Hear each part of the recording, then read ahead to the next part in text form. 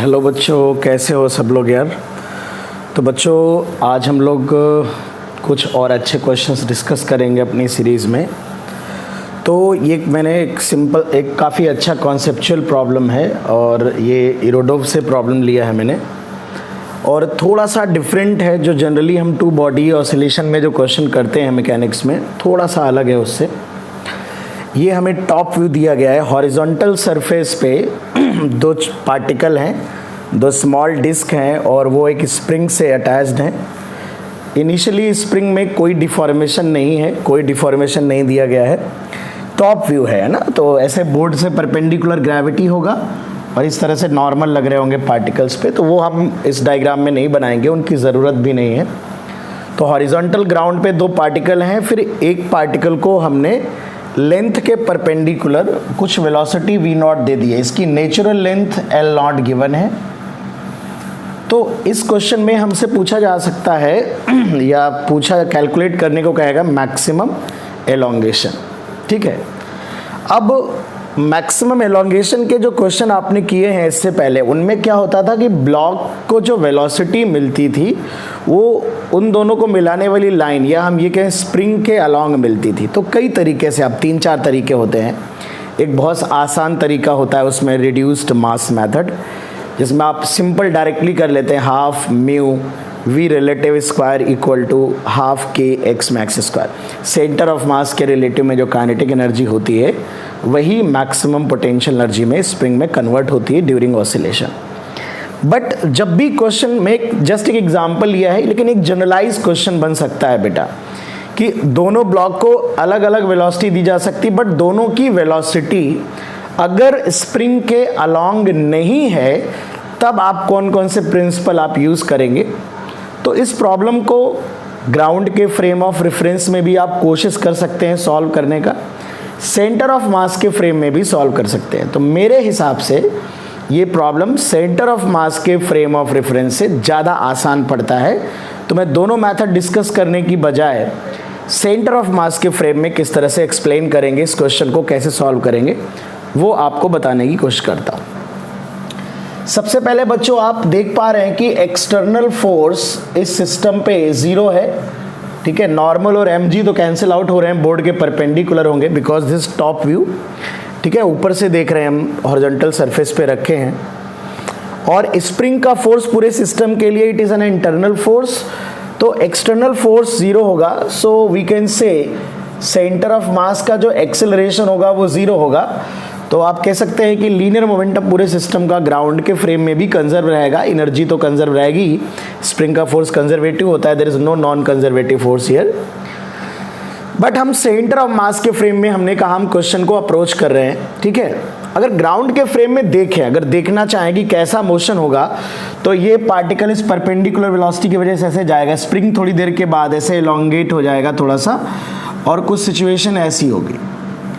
अब अगर मैं कहूँ कि इन पार्टिकल्स के पास कुछ स्प्रिंग के अलोंग वेलोसिटी आ जाएगी, जैसे इसकी v1 आएगी, इसकी v2 आएगी, है ना, इसके पास कुछ इस तरह से वेलोसिटी आएगी, परपेंडिकुलर कंपोनेंट होगी तो कुछ ऐसे वेलोसिटी, बस मैं उसे दो कंपोनेंट में रिप्रेजेंट कर रहा हूँ। मान लेते हैं कि कुछ v3 है और इसके पास भी हो सकता है कि कुछ स्प्रिंग के परपेंडिकुलर वेलोसिटी होगी v4, है ना। अब ग्राउंड के फ्रेम में अगर हम बात करें तो आप ऐसे समझ लो कि ऑसिलेशन भी होगा और साथ साथ रोटेशन भी होगा। सेंटर ऑफ मास पे खड़े हो जाओगे तो खैर सेंटर उसके रिलेटिव में जाओगे तो सेंटर ऑफ मास तो स्टेशनरी दिखेगा, ऑसिलेशन दिखेगा सेंटर ऑफ मास से, एंड रोटेशन दिखेगा अबाउट सेंटर ऑफ मास, है ना। तो यहाँ पर आप कह सकते हो कि जब मैक्सिमम एलोंगेशन होता है, जब इनके बीच की सेपरेशन मैक्सिमम होती है, तो ग्राउंड के फ्रेम में ये जो वेलोसिटी होते हैं ये इक्वल होते हैं, ये वेलोसिटी इक्वल होते हैं।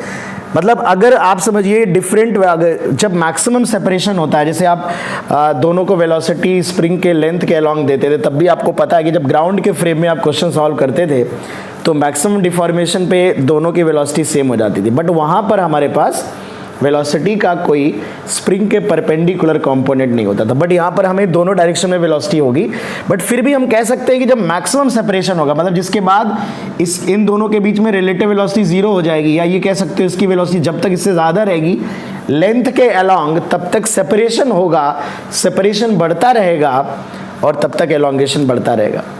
तो उस हिसाब से यहाँ पर आप ये दोनों वेलोसिटी सेम होगी। फिर आप एक एनर्जी कंजर्वेशन, एक किसी भी एक पार्टिकल के रिलेटिव में, इन दो में से किसी इस पार्टिकल के रिलेटिव में एंगुलर मोमेंटम कंजर्वेशन करना पड़ेगा और एक मोमेंटम कंजर्वेशन आप अप्लाई करोगे, ठीक है ना। बट मैं फिर कहूँगा कि हम ग्राउंड के फ्रेम में सॉल्व नहीं करेंगे, हम डिस्कस करेंगे सेंटर ऑफ मास के फ्रेम में। एक मेथड आप पकड़िए जिसको आप अच्छे से कर सकते हैं।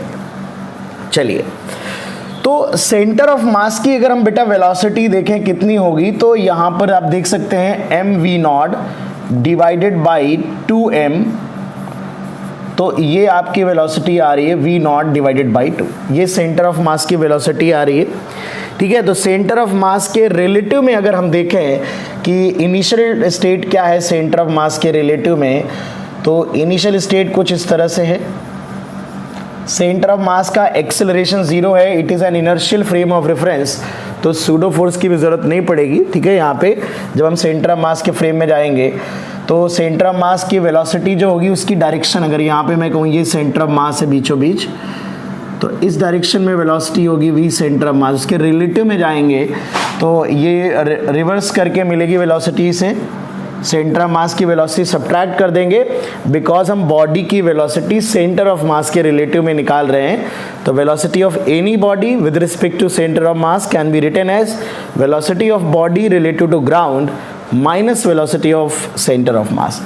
तो चलिए, सेंटर ऑफ मास है, इसके रिलेटिव में है, यहाँ पे मेरा ऑब्जर्वर आप कह सकते हो हमने बिठा दिया है, और इसमें जब v0/2 घटा दोगे, v0 माइनस v0/2, तो v0/2 इस तरह आप समझ सकते हैं कि मोमेंटम सेंटर ऑफ मास के फ्रेम में मोमेंटम हमेशा 0 होता है। ये बहुत ही यूनिक बात है और ये आपको पता भी होनी चाहिए कि सेंटर ऑफ मास के फ्रेम में मोमेंटम 0 होगा। तो सेंटर ऑफ मास के फ्रेम में अगर आप देखेंगे तो जब मैक्सिमम एक्सटेंशन की सिचुएशन होगी, जब मैक्सिमम एक्सटेंशन वाली बात होगी, तब क्या होगा, किस तरह की सिचुएशन होगी। अभी दोनों के बीच की जो डायग्राम है वो L0 है, और चूंकि इसका सेपरेशन बढ़ रहा है तो आप कह सकते हो कि आप ये भी कह सकते हो कि जब आपने ग्राउंड के फ्रेम में हमने बताया था अभी थोड़ी देर पहले कि जब मैक्सिमम एलोंगेशन है तो दोनों की वेलोसिटी इस डायरेक्शन में दोनों की वेलोसिटी जो है वो आपकी सेम हो जाएगी, ठीक है ना। अदरवाइज जो इंटरमीडिएट स्टेट्स होंगी, इंटरमीडिएट स्टेट में अगर हम बच्चों बात करें तो स्प्रिंग के अलोंग दोनों के पार्टिकल की वेलोसिटीज इक्वल नहीं होंगी। तो आप कह सकते हो सेंटर ऑफ मास के रिलेटिव में इस तरह का मोशन भी आपको दिखाई पड़ सकता है, ठीक है, बीच में दिखेगा। तो सेंटर ऑफ मास के रिलेटिव में अगर आप देखेंगे तो ऑसिलेशन भी दिखेगा, रोटेट भी कर रहा होगा सिस्टम, ऐसे ऐसे रोटेट कर रहा होगा। बट मैक्सिमम एलोंगेशन की जो स्टेट होगी, जो मैक्सिमम एलोंगेशन की स्टेट होगी, उस मैक्सिमम एलोंगेशन की स्टेट में सिचुएशन कुछ ऐसी होगी, इस तरह की सिचुएशन होगी कि सेंटर ऑफ मास के रिलेटिव में अगर हम खड़े हैं तो एक पार्टिकल ऐसे जा रहा होगा v वेलोसिटी से और दूसरा पार्टिकल इस तरह से आ रहा होगा, और इस डायरेक्शन में कोई वेलोसिटी नहीं होगी, ऐसे ऐसे ऑसिलेशन हो रहा होगा, तो इस डायरेक्शन में कोई वेलोसिटी नहीं होगी with respect to centre of mass, क्योंकि इस डायरेक्शन में उस वक्त दोनों की वेलोसिटी सेम है, वही सेंटर ऑफ मास के रिलेटिव में होगी। या आप कह सकते हो सेंटर ऑफ मास के रिलेटिव में जो ऑसिलेशन हो रहा है उसमें ये वाला जो आप कह सकते हो कि ये वाला जो मोशन होगा वो एक मोमेंट के लिए यहाँ पे रुक जाएगा। तो मान लेते हैं कि maximum elongation L0 plus x है।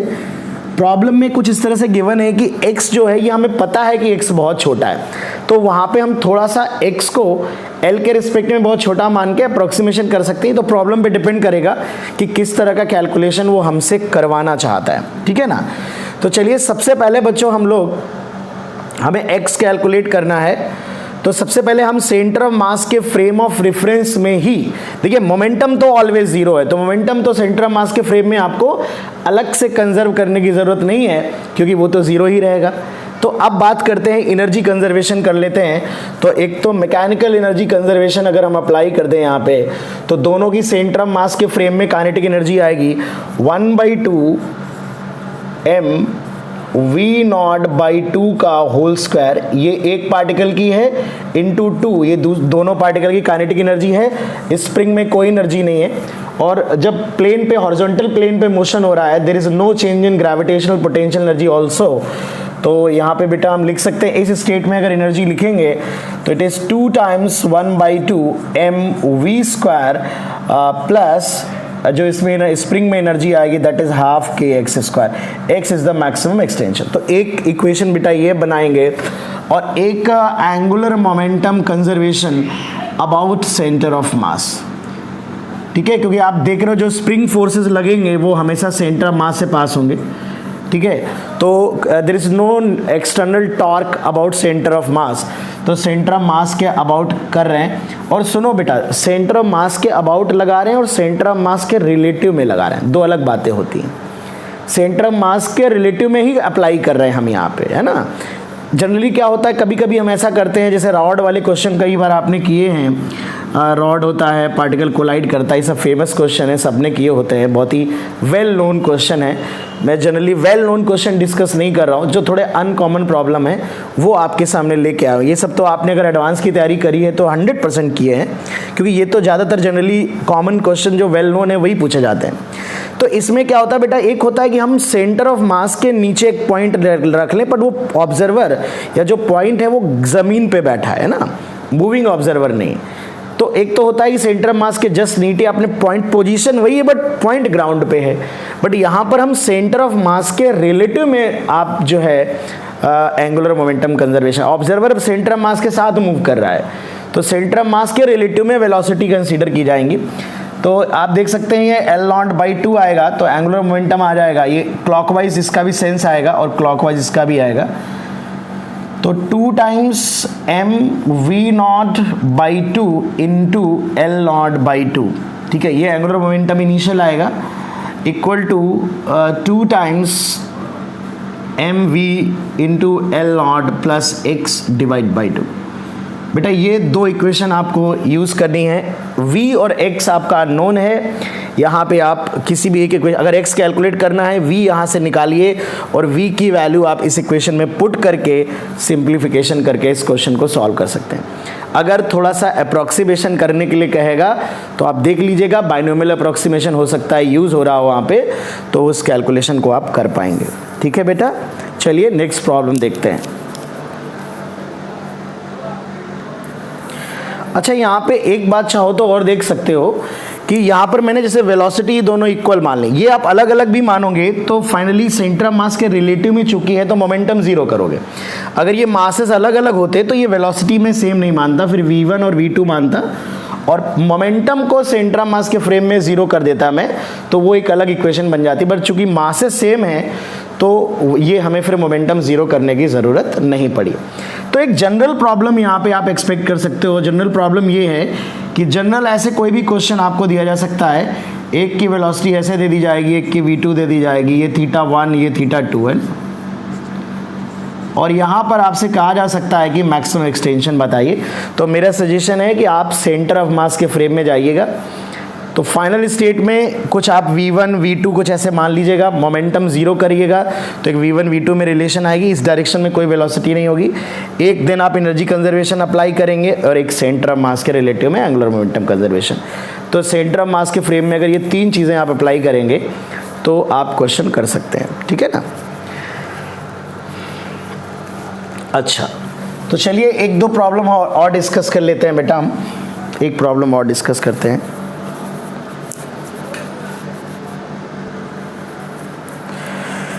तो बच्चों एक प्रॉब्लम काफ़ी सिंपल है बट थोड़ा सा इम्पॉर्टेंट है, इसलिए मैं इसे डिस्कस कर रहा हूँ। एक हमारे पास सुपर कंडक्टिंग कॉइल दी गई है, सुपर कंडक्टिंग कॉइल, ठीक है, एक सुपर कंडक्टिंग कॉइल है जिसका एरिया A है, एक यूनिफॉर्म मैग्नेटिक फील्ड में उसे रखा गया है और एक्सटर्नल एजेंट का यूज़ करते हुए इसको स्लोली 90 डिग्री हमने रोटेट कर दिया, इस तरह से 90 डिग्री रोटेट कर दिया सच दैट कि इसका जो एरिया वेक्टर है वो आपका मैग्नेटिक फील्ड की डायरेक्शन में आ जाए। ठीक है, अभी ये परपेंडिकुलर है बोर्ड के प्लेन के। इसका सेल्फ इंडक्टेंस L दिया है, सुपर कंडक्टिंग है तो आप समझ ही रहेंगे, रेजिस्टेंस आप 0 मान के चलेंगे। तो दो प्रॉब्लम बच्चों यहाँ पे आपसे पूछे जा सकते हैं। एक तो ये प्रॉब्लम कि जब आपने इसको स्लोली 90 डिग्री रोटेट किया है and it is given that कि इस पे इनिशियली करंट जीरो थी, है ना, इनिशियली करंट जीरो थी, तो आपको बताना है कि जब आप 90 डिग्री रोटेट करेंगे तो इस मोमेंट ऑफ टाइम पे इस कॉइल में करंट कितनी हो जाएगी, और दूसरी चीज़ कि ऐसा करने में, स्लोली रोटेट करने में हमें कितना वर्क डन करना पड़ेगा। अब सुपर कंडक्टिंग कॉइल में एक बहुत खास बात है, अगर आपने पढ़ा है तो आपको याद होगा, अगर नहीं पढ़ा है तो मैं चाहता हूं कि आप ये सारे बच्चे ये बात दिमाग में रखें, इस पे क्वेश्चन बन सकता है छोटा सा ऑब्जेक्टिव, कि सुपर कंडक्टिंग कॉइल में you can not change the flux. Net flux का जो चेंज होता है वो जीरो होता है। मैं अब इसकी प्रूविंग पे अभी फिलहाल नहीं जा रहा हूँ, मेन मुद्दे पे जाता हूँ। मतलब आप ऐसे समझ लो कि आप एक्सटर्नल फ्लक्स, अगर एक्सटर्नल मैग्नेटिक फील्ड से फ्लक्स चेंज करने की कोशिश करेंगे तो इसका जो सेल्फ फ्लक्स होगा वो इस तरह से चेंज होगा कि वो एक्सटर्नल फ्लक्स को कैंसिल आउट कर देगा। मैं फटाफट बता देता हूँ। अच्छा देखो, एक मान लो रियल कॉइल है, ठीक है, इसका कुछ सेल्फ इंडक्टेंस भी है और एक कंडक्टिंग है, सुपर कंडक्टिंग नहीं तो कुछ रेजिस्टेंस भी होगा, और मान लो सपोज ये किसी मैग्नेटिक फील्ड में रखा है और जो कि चेंज हो रही है टाइम के साथ, मैग्नेटिक फील्ड चेंज हो रही है, तो इसके करस्पॉन्डिंग अगर मैं मैग्नेटिक फील्ड को बढ़ा रहा हूं तो इसके करस्पॉन्डिंग मैं एक सर्किट डायग्राम बनाता हूं। तो जब मैग्नेटिक फील्ड बढ़ेगी तो लेंज लॉ से उसका करंट इस डायरेक्शन में इंड्यूस होगा। तो यहाँ पर मैं जब इसका सर्किट डायग्राम बनाऊंगा तो एक इस तरह से मैं ईएमएफ बनाऊंगा, इंड्यूस्ड ईएमएफ है ये, जो कि आप कह सकते हो d∅dt, जिसका मैग्नीट्यूड है वही -d∅dt फैराडे लॉ वाला, और इसका एक रेजिस्टेंस है। और ये जब करंट इसमें इंड्यूस होगी तो एक इसका जो सेल्फ इंड्यूस्ड बैटरी होगी वो इस करंट के चेंज का अपोज करेगी, तो वो एक इस तरह से, आप सेल्फ इंडक्टेंस भी है तो उसके लिए आप L/di/dt एक बैटरी लगेगी, आप कह सकते हो। ये इस सेल्फ करंट का, जो खुद की करंट जनरेट हो रही है और ये चेंज हो रही होगी, ठीक है ना, तो उसके चेंज होने से जो सेल्फ इंडक्शन होगा इसमें वो इसके चेंज का अपोज करेगा, तो इसकी पोलरिटी जनरली इस तरह से आएगी। अब अगर मैं इसके लिए लूप लॉ लगाऊं, ये R है, ये करंट I मान लीजिए फ्लो हो रही है इस डायरेक्शन में, तो आप देख सकते हैं यहाँ से -IR और प्लस ये जो भी आपका आएगा d∅dt, इसकी वैल्यू आप लिख, ये फाई एक्सटर्नल फ्लक्स है जो मैग्नेटिक फील्ड फ्लक्स चेंज कर रही है, तो d∅dt और यहाँ से -L/di/dt it is equal to ये मान लेता हूं, ठीक है। तो आप देखो यहां से मैं लिख सकता हूं I into R is equal to, ये लिख सकता हूं d/dt फाई माइनस Li, ठीक है, या Li माइनस फाई, कुछ भी लिख सकते हो, ये डिफ्रेंसिएशन है Li का, ठीक है। तो ये मैं -IR लिख सकता हूँ d/dt फाई माइनस Li, ठीक है, ये आप इस तरह से लिख सकते हो। मतलब जो नेट फ्लक्स होगा ये एक्सटर्नल फ्लक्स होगा और ये सेल्फ फ्लक्स होगा, ठीक है, जो अपोजिट डायरेक्शन में होगा, आप कह सकते हो। तो इसका जो चेंज होगा वो IR के बराबर है, ठीक है, IR के इक्वल होगा यहाँ पे। तो यहाँ पे ये चीज़ हमने जस्ट ऐसे इक्वेशन में लिखी। अब आप देखिए, अगर रेजिस्टेंस जीरो हो जाए, अगर सुपर कंडक्टिंग कॉइल है बेटा और रेजिस्टेंस जीरो हो जाए तो इसका डिफरेंशिएशन जीरो होगा। ये नेट फ्लक्स है डेल्टा फाई, तो तुम ये कह सकते हो कि फाई माइनस Li ये कांस्टेंट रहेगा, या आप ये कह सकते हो कि अगर इसे आप नेट फ्लक्स कह रहे हो तो d/dt phi minus Li equal to 0 है। इसका मतलब ये चीज़ कांस्टेंट है, मतलब जितना इसमें चेंज करोगे उतना ही इसमें चेंज होगा। मैग्नीट्यूड वाइज कह सकते हो कि जो डेल्टा फाई एक्सटर्नल होगा वही डेल्टा फाई इंटरनल या सेल्फ फ्लक्स कह सकते हो, ये जितना एक्सटर्नल चेंज करोगे उतना ही इंटरनल फ्लक्स अपोजिट डायरेक्शन में बढ़ेगा और इसको कैंसिल आउट करेगा।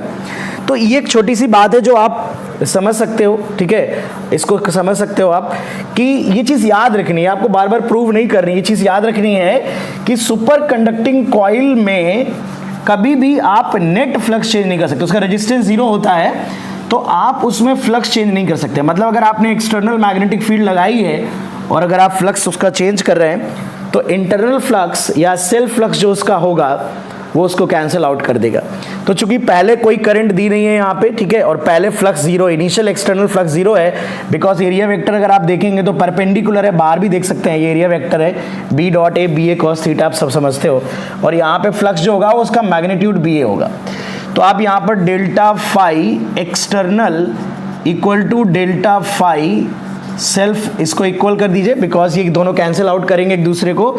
तो it is B A, final flux initial 0 था और ये एल आई इनिशियली करंट 0 थी, तो यहां से आप करंट की वैल्यू निकाल लेंगे B A divided by L. ठीक है ना, इतनी करंट धीरे धीरे इंक्रीज करते हुए इसमें पहुंच जाएगी इस सिचुएशन में। ठीक है, अब वर्क डन की बात करें तो वर्क डन के लिए आप टॉर्क से भी अप्रोच कर सकते हो, लेकिन जनरली ऐसे सवालों में देखिए वर्क डन के बहुत सारे क्वेश्चन ऐसे, इनफैक्ट मैं आपको बताना चाहूंगा कि जेईई में जो क्वेश्चन आते हैं स्पेशली एडवांस में, मोस्ट ऑफ द केसेस में इलेक्ट्रोस्टैटिक्स, मैग्नेटिज्म, यहाँ तक कि आप कह सकते हो कई बार मैकेनिक्स में भी वर्कडन के जो क्वेश्चन आते हैं वो डायरेक्टली वर्कडन नहीं कैलकुलेट करना, मतलब आप F dot D R integrate नहीं करने बैठेंगे, आप tau dot D theta integrate करने नहीं बैठेंगे, आपको एनर्जी से अप्रोच करना होता है। तो अगर आप स्लोली इसको रोटेट कर रहे हैं, it means you are not changing the kinetic energy of the body, there is no rotational kinetic energy. तो जो भी आप इसमें पोटेंशियल एनर्जी जनरेट होगी, जो भी इसमें मैग्नेटिक पोटेंशियल एनर्जी आएगी, that will be the work done by the external agent. तो work done by external agent यहाँ पर सीधे सीधे final potential energy half L I square, initial 0 थी, ये आप अप्लाई कर सकते हैं। सेल्फ एनर्जी सब लोग जानते हैं बेटा, मैग्नेटिक पोटेंशियल एनर्जी या सेल्फ पोटेंशियल एनर्जी भी कह सकते हैं मैग्नेटिज्म में। तो ये L/2 I है B A divided by L, इसका होल स्क्वायर आ जाएगा, so it is B square A square divided by 2L। This is the work done by external agent. ये सवाल मेरा डिस्कस करने का उद्देश्य सिर्फ इतना है कि आप ये समझे, बस सुपर कंडक्टिंग कॉइल में छोटा सा कॉन्सेप्ट है कि you can not change the net flux through a superconducting coil. अगर there is some external electric field and there is some change in external flux, तो सेल्फ फ्लक्स भी उसके just opposite direction में change होगा and net flux through the superconducting coil will remain constant. Thank you.